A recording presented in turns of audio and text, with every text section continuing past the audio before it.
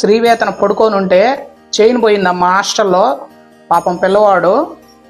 ఆ చైన్ ఎవరు తీసుకున్నారో చెప్పమ్మా. ఆ అబ్బాయి రికవరీ చేసుకుంటాడంట. జాఫర్ తీసుకున్నాడు. జాఫరు.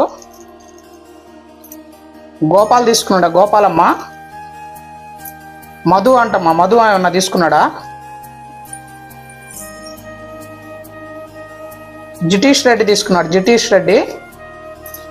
జిటీష్ రెడ్డి జిటీష్ రెడ్డి మీద వస్తాను. పట్టుకో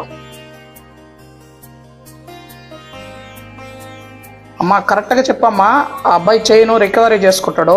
హాస్టల్లో చిన్నపిల్లవాడు. వాళ్ళ నాన్న వాళ్ళు తిడతారంట. అది కరెక్ట్గా చెప్పు, మళ్ళీ తప్పు రాకుండా అమ్మా.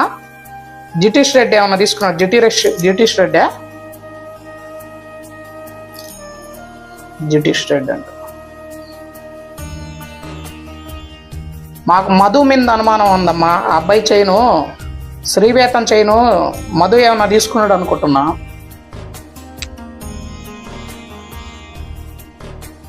జిటీష్ రెడ్డి. జిటీష్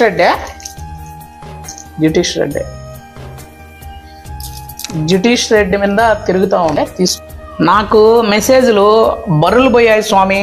మా ఇంట్లో కుక్కలు తప్పేయింది స్వామి. ఎక్కడ పోయిందో చెప్పు స్వామి. స్వామి చేతపడి చేయి స్వామి. చేతపడి వచ్చా స్వామి మీకు.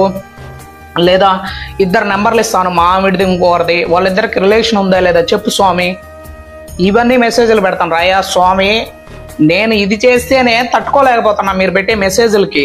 నేను మళ్ళీ అవన్నీ చేస్తా కూర్చున్నాను అనుకో, నా జీవితం అంతా మీకు అవి చేసుకునే సరిపోద్ది.